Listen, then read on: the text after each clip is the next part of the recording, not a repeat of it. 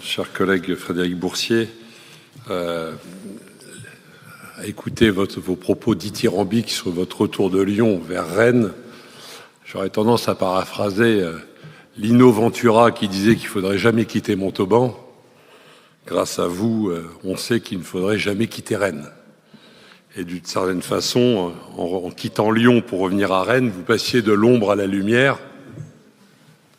Pour les plus anciens du conseil municipal, ça vous rappellera une citation je crois, de Jack Lang. Merci de ce détail.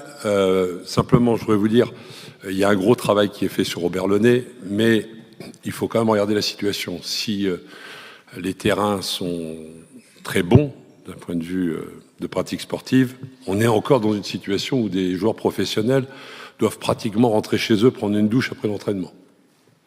On en est là. Donc, il va falloir terminer cette dernière phase.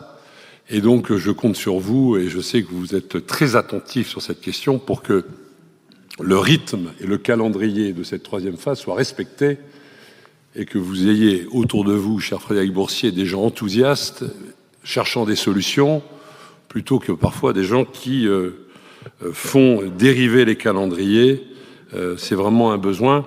C'est un besoin pour les garçons du REC, mais ne l'oubliez jamais, à Rennes, c'est aussi un besoin très important pour les filles du Stade Rennais, qui ont besoin d'avoir des vestiaires pour les filles.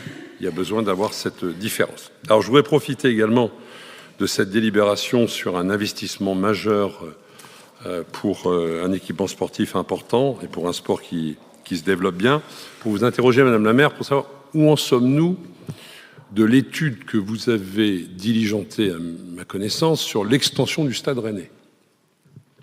Où en est-on?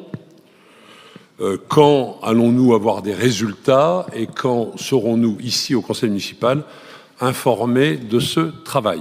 Je vous remercie.